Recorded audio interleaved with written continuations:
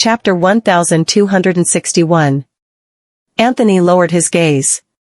He was really startled when he heard about Naomi and Jackie's engagement.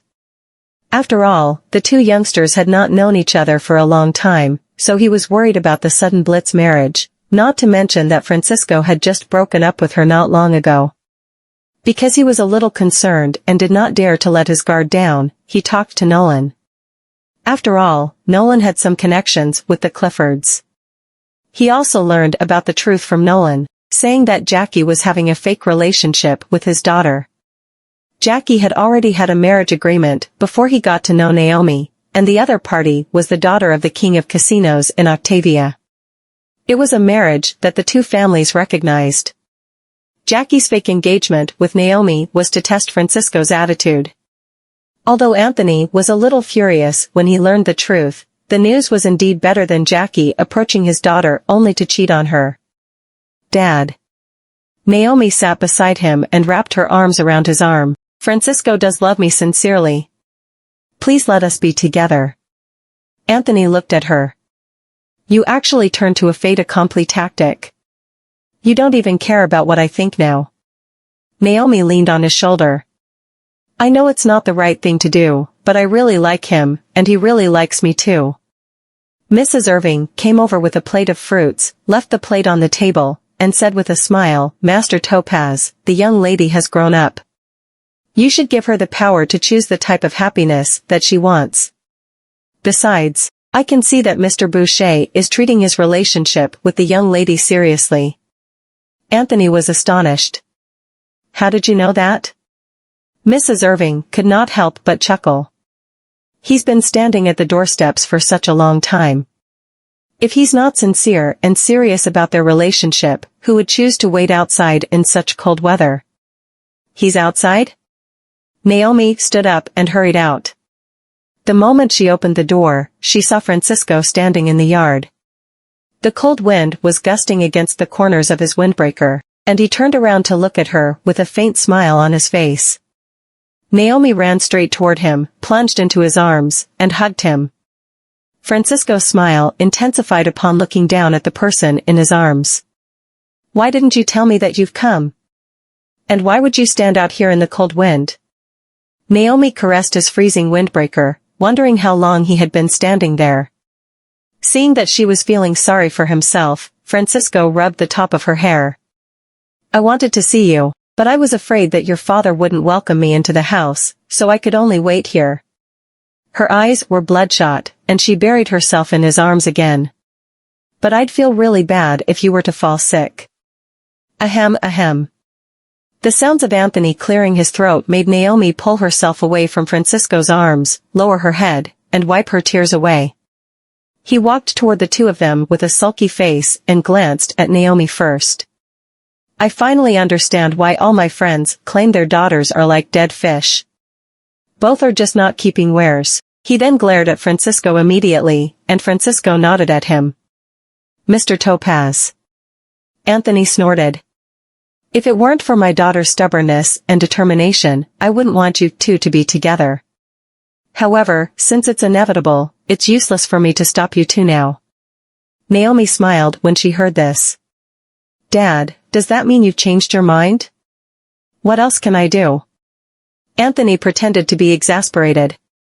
"Would you do as I say if I were to insist on disagreeing with you? The only thing that's working in my favor is that the Bouchers live here in Bassburg, so you guys are nearby and within reach. I'd be devastated if you were to get yourself married somewhere far away." After saying so, he glared at Francisco.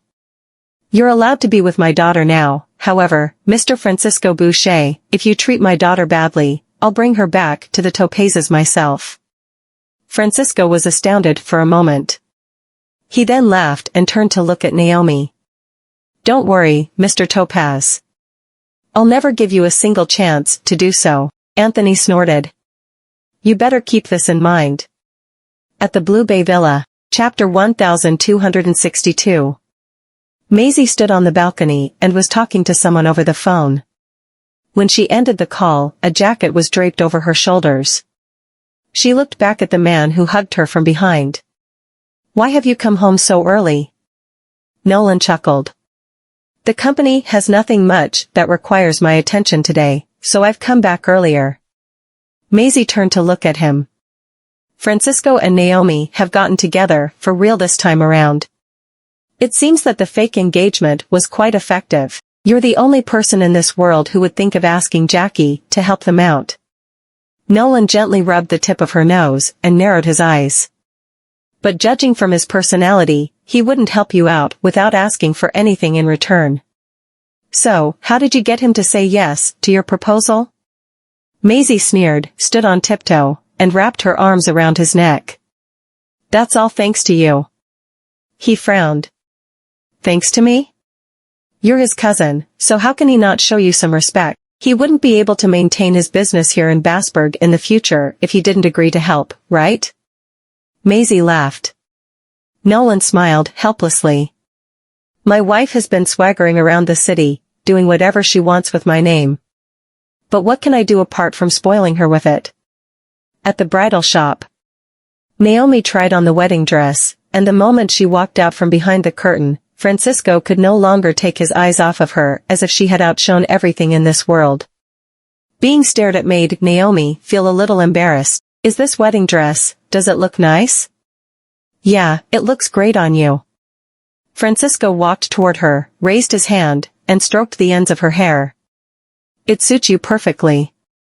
Her cheeks flushed in an instant. Samantha and Kennedy walked up to them. Seeing the intimate interactions between his son and Naomi, Samantha could not bear to disturb them. Kennedy laughed.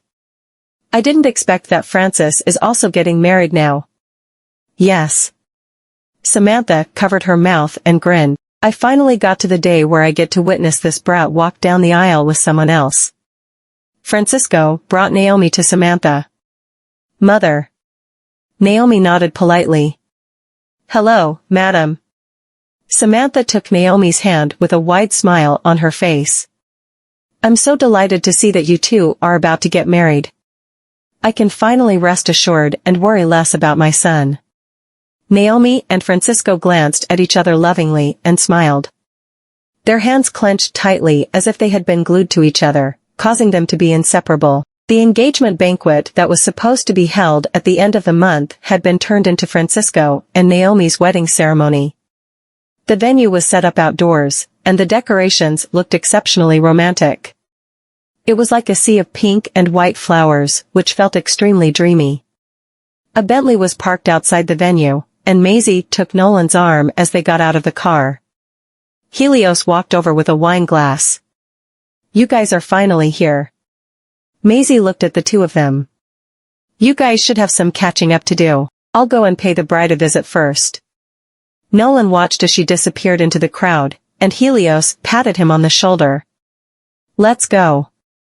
There's a toast. Maisie entered the white tent and saw the bride, Naomi, who was sitting in front of the mirror and putting on her makeup. Barbara turned her head. Yo, let us welcome the latecomer. Naomi turned to look at her as Maisie walked to her side. You're finally the bride of the day. Are you happy? Naomi nodded with a smile. I'm very happy to be able to marry someone I love. We seemed to think so too when we got married. Barbara recalled the emotions that she felt during her wedding. Being able to get married to someone I love is the most beautiful thing in life. The wedding was about to start, and the guests were ushered to their seats one after another. The moment the live music was played, Naomi entered the venue slowly, wrapping her arm around her father's. The flower girls on both sides of the red carpet threw rose petals in the air. The bride's white and flawless wedding dress looked like a blooming flower, and the veil was dragged straight behind her. She also held on to a bouquet as she walked toward Francisco, standing on the stage. Chapter 1263. Francisco reached out to her, and Anthony handed his daughter's hand over to him. Naomi looked at Francisco and stood with him in front of the Master of Ceremonies. The Master of Ceremonies looked at Naomi. Ms. Naomi Topaz, do you take this man to be your husband, to live together in matrimony, to love him, to honor him, to comfort him, and to keep him in sickness and in health, forsaking all others, for as long as you both shall live? Naomi looked at Francisco and said with a smile, "I do." The master of ceremonies then looked over to Francisco. "Mr. Francisco Boucher, do you take this woman to be your wife, to live together in matrimony, to love her, to honor her, to comfort her, and to keep her in sickness and in health, forsaking all others, for as long as you both shall live?" Francisco did not hesitate. "I do." He then lifted her veil gently, kissed her on the cheek, and the both of them exchanged rings amid the applause from the audience. The master of ceremonies smiled and announced, "I now pronounce you husband and wife, congratulations." Naomi stared at the diamond ring, which had Francisco's initials engraved on it, sitting on her ring finger, and then looked up at him. "From today onward, he's my husband, and I'm his wife." Francisco caressed her cheek with his palm. "Are you happy, Mrs. Boucher?" Naomi threw herself into his arms with a grin.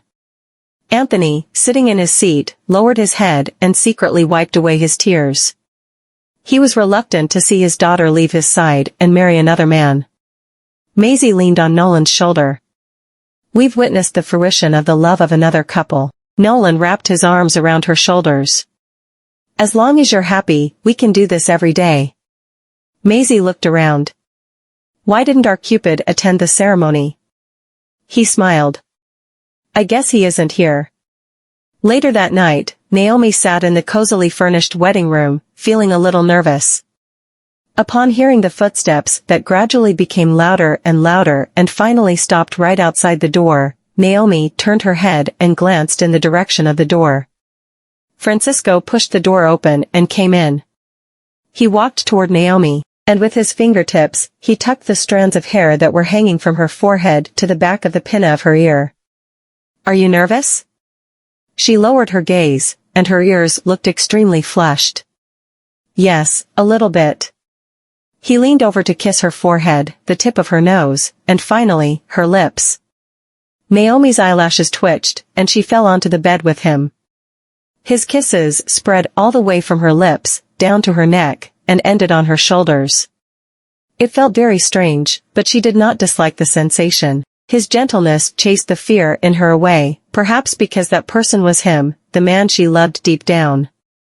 She tightly wrapped her arms around his neck subconsciously. Francisco sucked the tear rolling down from the corner of her eye, and sweat droplets gushed down from his temples and dripped onto her chest. He then approached her ear. "Naomi, you'll always be the only one I love in the future." The night was still young. In a blink of an eye, a month had passed.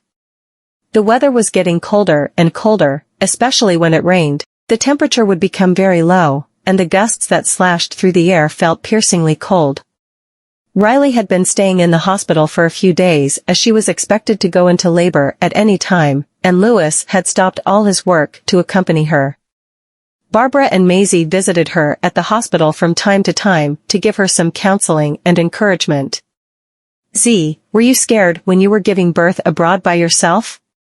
Barbara turned her head and stared at Maisie. Maisie was stunned for a split second but then laughed out loud almost instantly. "I was scared, but I found courage when the idea of the baby lying by my side soon came to me." Riley took a bite of an apple. "That's why I admire you so much." "If I were to be..." Barbara teased her. "If you were to end up in her situation, you would be thinking about committing suicide by jumping into the river, wouldn't you?" "Hey, how can you say that about me?" Riley pouted. Barbara laughed heartily. Maisie's cell phone rang. It was from a foreign number. Thus, she got up, went to the corridor, and answered the call. "Hello? Chapter 1264. "Ma'am, it's me." A wide smile appeared on Maisie's face upon hearing the voice that came from the other end of the call. "Sadie?" Sadie had gone to Morwich for almost half a year, saying she had found her biological parents' whereabouts. However, Maisie had not been hearing from her for a while now. She had finally gotten a call from Sadie after such a long time, so long that she was starting to think that Sadie had forgotten about her. "I'm sorry, ma'am.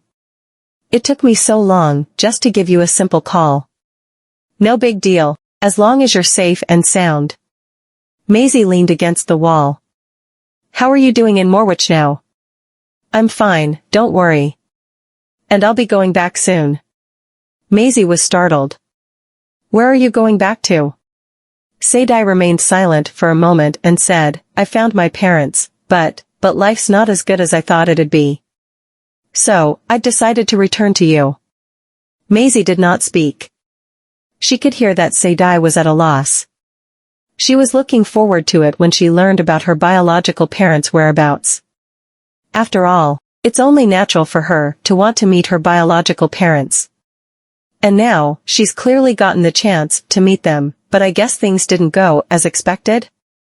If you want to come back, then just come back. Ma'am. Maisie lowered her gaze and gave off a smile. If staying over there makes you feel uncomfortable, you can return at any time. I'll always leave a door open for you. Maisie had just ended the call and was about to turn around to go back to the ward when she saw someone familiar. If she was not mistaken, the figure that passed by the other end of the corridor was Pearl Santiago. Why would Pearl visit the gynecology department? She's being followed by 2 bodyguards who don't look like they're protecting her, but monitoring her instead. By the way, it seems that I've not heard anything about Pearl again ever since her engagement with Tanner was cancelled. It's as if she's disappeared. Pear sat on the bed and took off her clothes while the nurse pulled the curtain down to protect her privacy. After a long time, Pearl had already gotten dressed when the curtain was opened. Miss Santiago, I'm sorry if you find this question a little offensive, but the bruises on your wrist. Before the nurse could finish speaking, Pearl had already pulled down her sleeves to cover the bruises. All you need to do is tell me the result of the checkup. Anything other than that is none of your business. The nurse subconsciously took a glance at the 2 bodyguards standing outside the door and pursed her lips. Judging from your current physical condition, you're not ready for pregnancy just yet, and you'll have to nurse your body back to its optimal condition for at least half a year. Pearl got up and left. Maisie walked out from the stairwell and watched as their figures disappeared at the other end of the corridor. She then walked into the infirmary. Excuse me, but may I ask about the checkup that the young lady underwent just minutes ago? The nurse lifted her head and stared at her. Are you a friend of Miss Santiago? Maisie responded with a faint hum. The nurse replied in embarrassment, I'm sorry, but this is the patient's privacy. Is that so? Maisie took a glance at the case studies on the table when she was turning around and stopped abruptly. Is she facing any difficulties? The nurse was astonished. Why would you ask about that? It's just an intuition. Maisie turned to look at the nurse. Those 2 bodyguards seem to be here to keep an eye on her instead of protecting her. The nurse pursed her lips tightly. Looking at her expression and sensing something indescribable, Maisie guessed something. Does she come here often? Ah, yes. The nurse frowned. Miss Santiago has come here a few times, and I'm actually quite worried about whether she's being abused. Abused? Maisie was suspicious. The nurse did not want to mention it at first, but there were always some new injuries on Pearl's body every time she came, and those 2 men were always with her. Thus, her intuition was telling her that something must have happened to Pear. I can't be sure either, because Miss Santiago never mentioned it, but her wrists are often bruised, and she doesn't look too good mentally, so I'm a little concerned. Maisie frowned. What does she want to know whenever she's back for a checkup? Chapter 1265. She wants to know if her body is ready to get pregnant. The nurse felt strange too. She seems to be very eager to get pregnant, but it's difficult for her to conceive a child because of severe anemia and inflammation. Maisie pursed her lips tightly. The nurse claims that Pearl constantly has bruises on her wrist and suspects that Pearl is being abused, but she couldn't wait to get pregnant. Maisie had a feeling that it was not that simple, but these things had nothing to do with her, and she did not need to bother herself with these issues. She could not help but fall into reminiscence. Back then, Pearl was an arrogant and domineering lady. She's the daughter of the La Perla group and was very pampered and spoiled.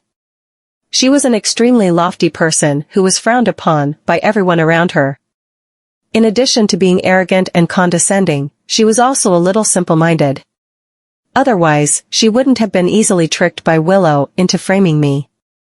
Speaking of which, what she gets today is what she deserves. She made a choice back then, so she must bear the consequences. Standing in the corridor, Maisie looked out the window. She thought carefully about all the details of how things happened back then and arrived at the conclusion that Pearl was just an impulsive, pitiful woman. Barbara came over. Where did you go after you answered the phone? I've been looking for you. Maisie smiled. I ran into an acquaintance just now. Who was that? Maisie lowered her gaze. The daughter of the La Perla group. Isn't she the lady who cancelled the engagement with the Hannigan son? Barbara was stunned, and she crossed her arms. Are you that familiar with her? Maisie replied with a faint smile. I'm rather familiar with her, but she probably doesn't want to get anywhere close to me. At the apartment. Pearl was sitting on the couch, the television was not turned on, and the dim light enveloped her. The environment was so dark that her expression was not very visible at the moment. Her hands trembled involuntarily upon hearing the sound of the doorknob twisting. Tanner stood at the entryway to change his shoes, and the black coat on his body looked cold and wet. He took off the coat, draped it over his upper arm, and walked toward Pearl. Did you go to the hospital? Her voice sounded hoarse. Yes. Tanner placed the coat on the back of the chair. How's the result? Pearl did not answer. You're not pregnant, again? Tanner pinched her chin and leaned closer to her. It seems that even God doesn't want to let you off this time around. Pearl stopped breathing for a short moment. I'll try harder. How? Tanner grabbed her by her neck and forced her to look directly at him. How much harder can you try with this body of yours? He glared at the person in front of him and sneered. You seem to be very eager to get pregnant. Do you really think I'll let you go after you've given birth to a child? Pearl was astounded, and her eyes turned bloodshot. Then what else do you want? You told me that as long as I can repay you with a child, the child that you and Sandy lost. Don't you ever mention Sandy again. You have no right to do so.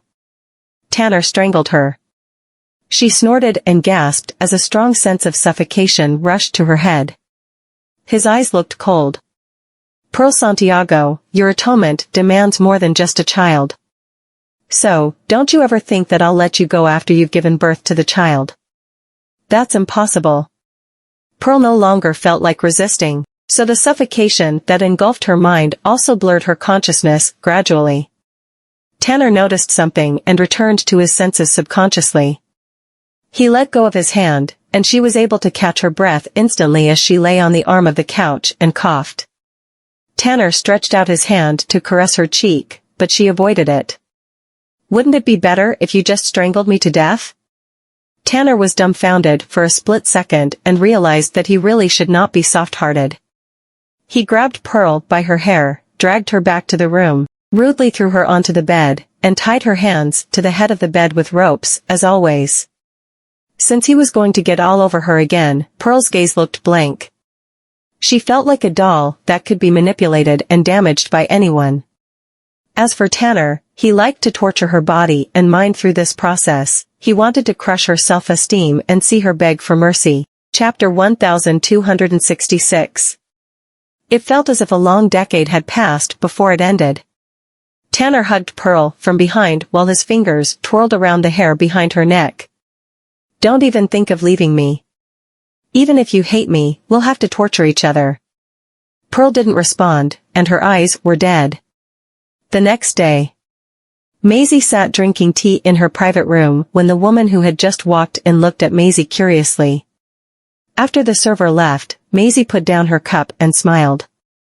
Take a seat. That woman carefully sat down across from her. Why did you ask to meet me? You're Miss Santiago's assistant, right? Maisie poured her some tea. I would like to know something about Miss Santiago. The assistant was a little surprised. Do you know Miss Santiago? She answered, we're acquaintances. The assistant had to be careful. I'm not sure what you would like to know about her. Are you trying to investigate her through me? Maisie scooped up some soup. I'm investigating, but I mean no harm. Seeing how concerned the assistant was, she raised her brows. I saw Miss Santiago at the hospital yesterday.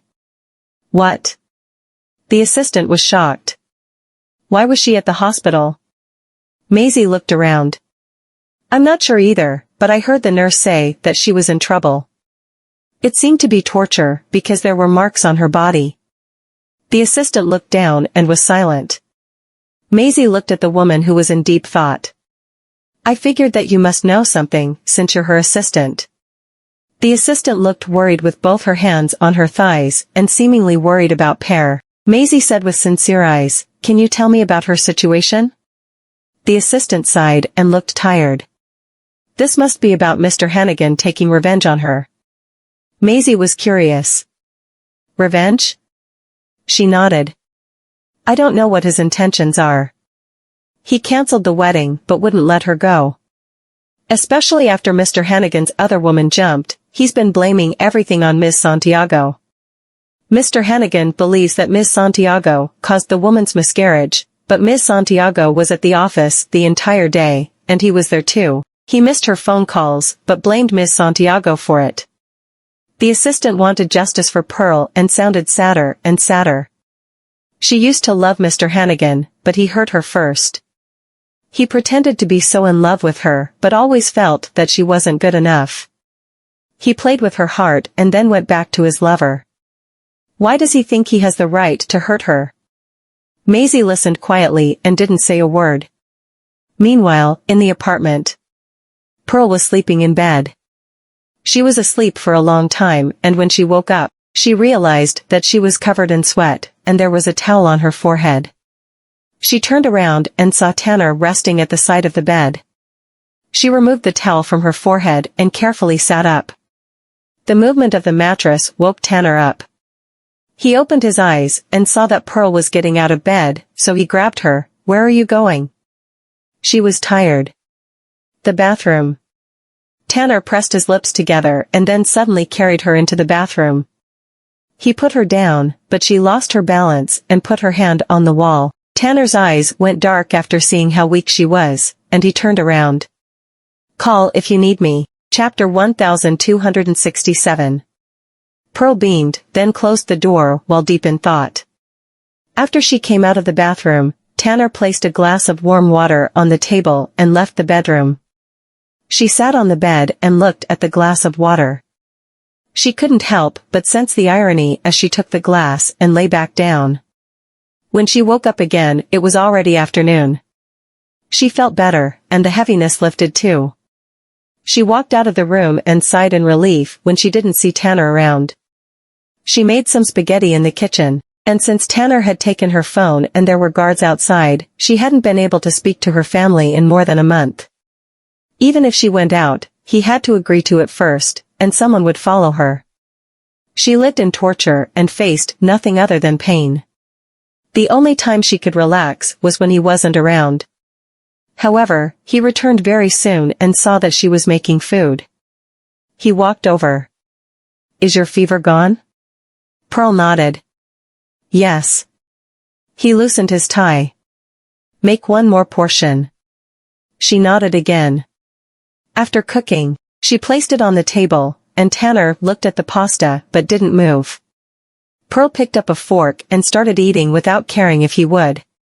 Tanner looked at her. She seemed to be gentler, maybe because she was sick. It was like when they first met and when she wasn't prickly. Pearl finished her food and put down the fork. Can I go home? Tanner frowned. That would depend on my mood. He stood up and walked to the bedroom. Pearl looked down and bit her lip, then got up and went into the room too. She saw Tanner was smoking in front of her window. I haven't been in contact with my family in a long time. Can't I go back and take a look? Tanner flicked the ash from the cigarette away and turned his body sideways to look at her. Is this the attitude when you're asking for permission? She lowered her voice. I beg you. Tanner crushed the cigarette and walked toward Pearl, who pressed her lips together and was facing him, pretending to be calm. He grabbed her by her chin. You want to go home? She blinked while Tanner leaned in. Make my client happy, and I'll allow it. Pearl balled up her fist, but her pale lips parted. Okay. That night at Glitz, Pearl walked into the private room with Tanner. There was a total of 5 people in there, and the middle-aged man sitting in the middle smiled and got up to pour him a drink. Did our Mr. Hannigan bring his girlfriend? She's not my girlfriend. He took the wine glass and turned to look at Pearl. Pour some wine for Mr. Saldana. Pearl pressed her lips together, took the wine bottle, and poured the man some wine. Mr. Saldana looked at her with creepy eyes. If she weren't Tanner's girlfriend, he must have brought her to serve and drink with him. He flashed a big smile. If you're not his girlfriend, I'm going to ask her to drink with me. Tanner didn't say anything, so Mr. Saldana took that as approval. He grabbed Pearl by her shoulder and brought her to the couch. Pearl didn't make a sound even when she wasn't willing. Mr. Saldana poured a glass of whiskey and pushed it to her lips. Here, drink 1 glass for me. She peeped at Tanner, who didn't care, and slowly took over the glass. Mr. Saldana happily picked up his glass and clinked it with hers. She drank the whiskey, and the taste of alcohol burned her throat and went straight to her stomach, making her cough. Tanner looked at her, and his expression looked dark. I should just drink wine. I can't handle whiskey, she said quietly. Chapter 1268. Mr. Saldana was in a good mood, so he didn't mind her request and gave her some wine. We have plenty of alcohol. Drink whatever you want. Tanner smiled, but his eyes weren't smiling. You seem happy with the woman I brought over.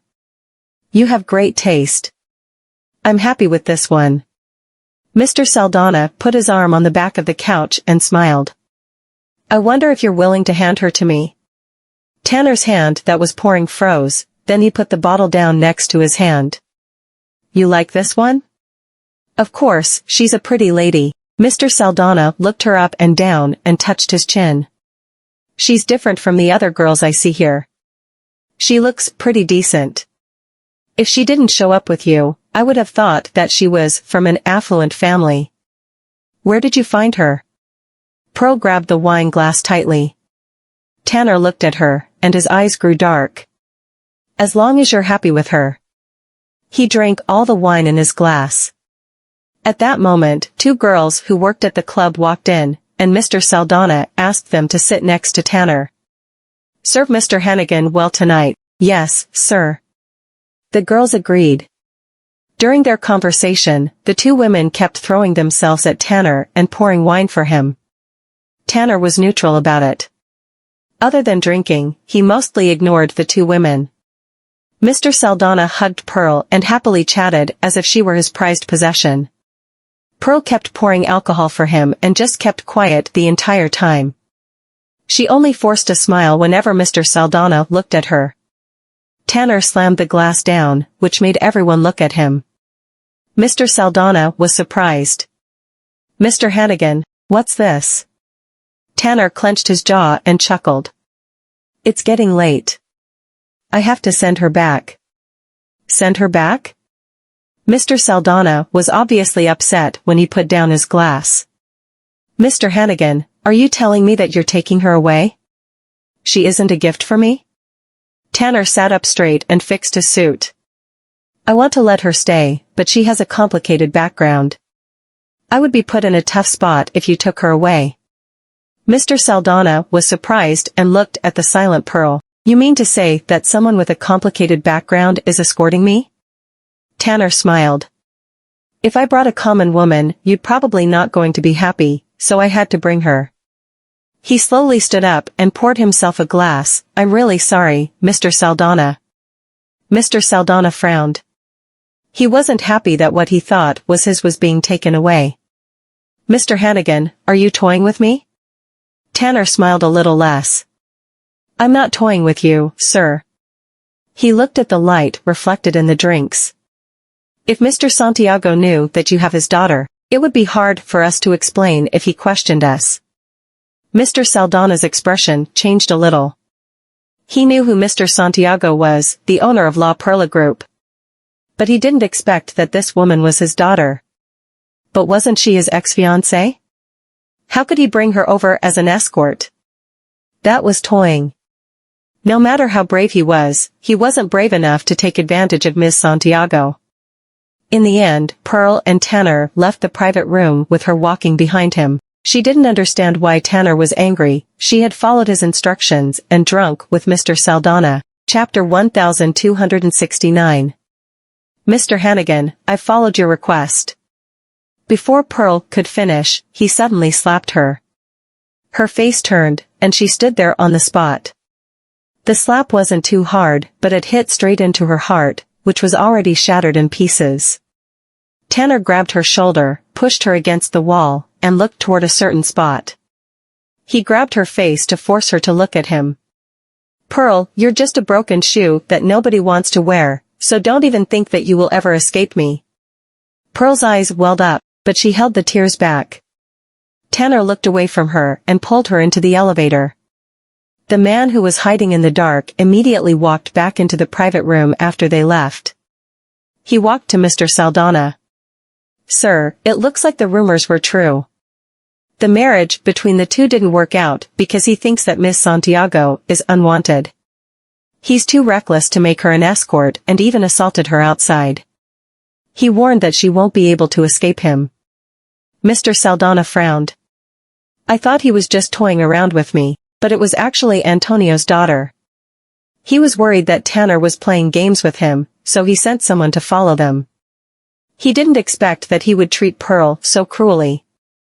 The man was curious. Isn't he afraid Mr. Santiago will do something to him? Mr. Saldana sniggered. He probably has leverage over him. Tanner is a lot more cunning than his father. I wouldn't work with him if not, because he was giving me a very good deal. In the car. Pearl sat in the passenger's seat, looking out the window. She didn't move since she got in the car. Tanner put on the turn signals and stopped in front of a convenience store. After a short wait, he came out with a medication box and handed it to her when he got in the car. She didn't take it. Tanner grabbed her hand. Are you throwing a tantrum? Pearl still didn't reply and wouldn't even look at him. Tanner took a deep breath and grabbed her face. You don't want to go home anymore? Pearl pushed his hand away and looked at him with dead eyes. Tanner, is torturing me not enough? You want to insult me too? He pressed his lips together and didn't say anything. Pearl's eyes turned red. In the dark car, a tear fell somewhere he couldn't see. I never understood how I offended you. Do you think I caused Sandy's death? It's fine if you want to torture an evil woman like me, but there's no need to slap me but then give me candy and continue insulting me. Tanner's eyes were dark. I told you never to mention Sandy. I'm a person, not a rock. Pearl looked down and held back her emotions. I've done everything you asked, but you're still unhappy about it. What do you want me to do? Do you want me to die? Pearl Santiago, he roared while he grabbed her face. If you mention death again, I won't let you have a good life. Stop pushing me over the edge. She looked at him, and after a long time, her eyes slowly dimmed, then she smiled. All right. Tanner was stunned. Pearl took out the medication and applied it to her face. Tanner's heart started pounding when he saw that she was suddenly obeying. He wanted to touch her face, but he held back. Chapter 1270.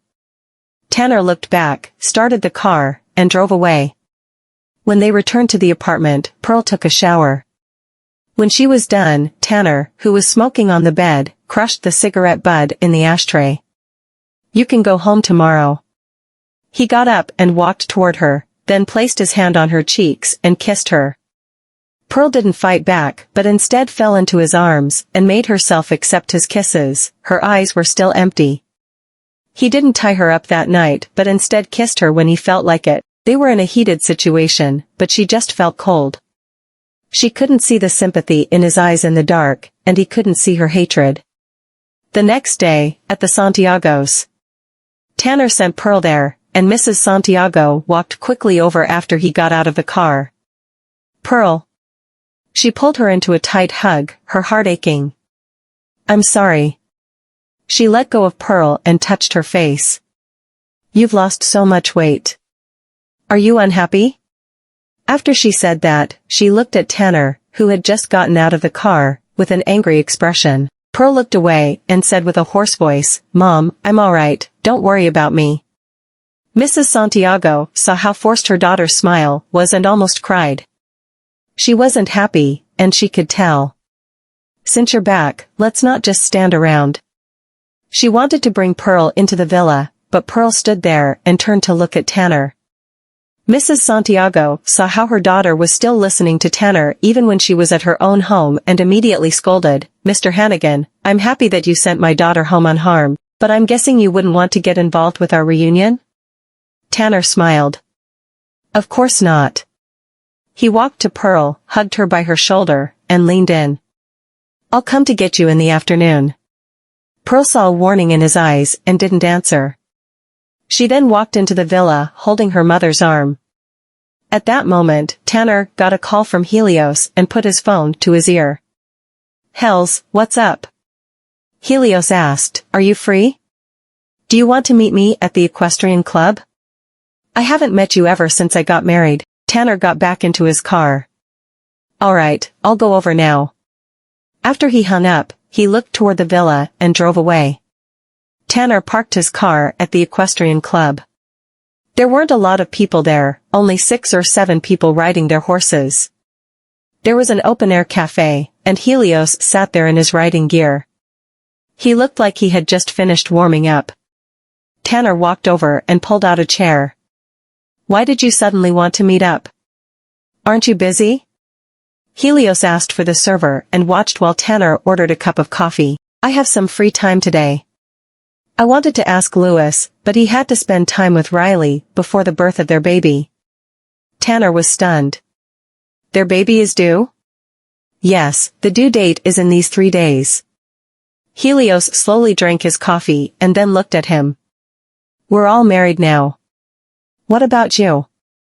I saw the news about Miss Santiago and you a while ago. Tanner looked down with a slight change in his expression. There's nothing going on.